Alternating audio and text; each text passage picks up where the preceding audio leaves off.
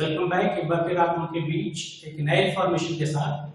और वो इंफॉर्मेशन क्या है कि जैसा कि हम सब लोग जानते हैं, एग्जिट एग्जामिनेशन का नोटिफिकेशन आ चुका है, इसके फॉर्म ओपन हो चुके हैं, एग्जामिनेशन डेट भी अनाउंस हो चुकी है और अब आपको डिप्लोमा इन फार्मेसी करने के बाद फार्मेसी काउंसिल ऑफ रजिस्ट्रेशन करने के लिए आपको एग्जिट एग्जाम क्वालिफाई करना है। एग्जिट एग्जाम को लेकर कुछ कंफ्यूजन थे, उस कंफ्यूजन को आज मैं आपको दूर करने वाला हूँ रिगार्डिंग एलिजिबिलिटी क्राइटेरिया।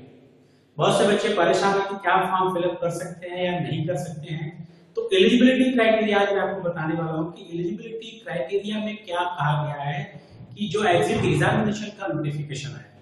तो आज नोटिफिकेशन में मैं एलिजिबिलिटी क्राइटेरिया की बात करूंगा और अगर आप जो एग्जिट एग्जामिनेशन का ब्रोशर अगर आप डाउनलोड करेंगे, उस डाउनलोड करने के बाद सेक्शन 4 में आपको एलिजिबिलिटी क्राइटेरिया मिलेगा। सेक्शन 4 वाले सेक्शन में जाना है आपको और वहां पे एलिजिबिलिटी क्राइटेरिया आपको 4.1, 4.2, 4.3 एंड सो ऑन करके आपको मिलेगा वहां पे, जहां पे आपको ये बताया गया है कि एलिजिबिलिटी क्राइटेरिया क्या होना चाहिए। एलिजिबिलिटी क्राइटेरिया में 4.2 अगर आप देखें तो 4.2 में क्लियर मेंशन किया गया है कि result should have been declare on or before 31 July 2024।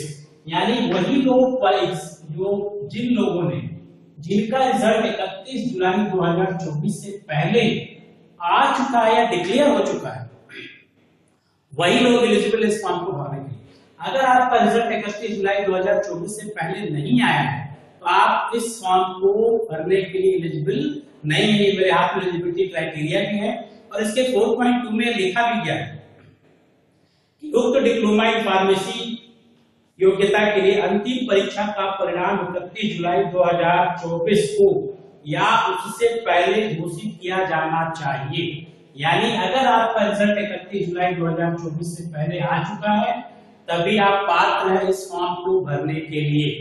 साथ ही साथ अगर आप देखें 4.2 में तो ये बात देखिए, 4.3 में कहा गया कि आपका रिजल्ट 31 जुलाई 2024 से पहले डिक्लेयर हुआ है या आपको प्रूफ देना होगा।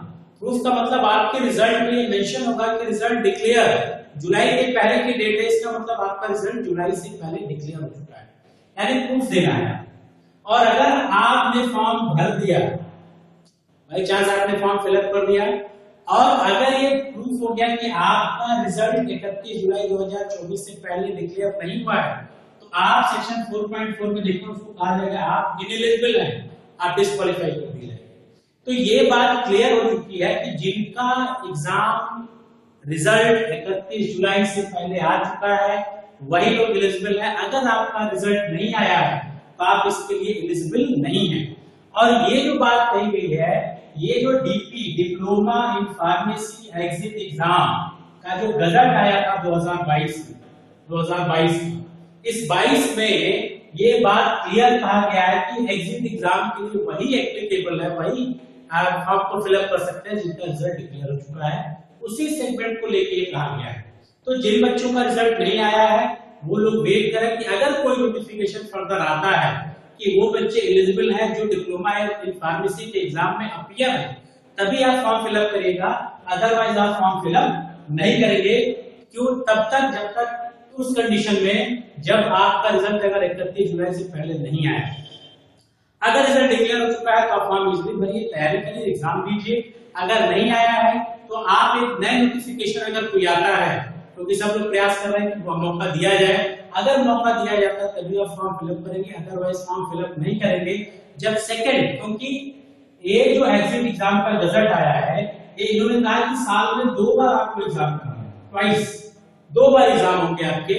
तो जब सेकंड आपका एग्जाम होगा एग्जिट का, उस कंडीशन में फिर आप अपने आप को एलिजिबल करके फिर फॉर्म फिलअप करके तब आप फार्मेसी काउंसिल ऑफ इंडिया में अपना रजिस्ट्रेशन करा पाएंगे।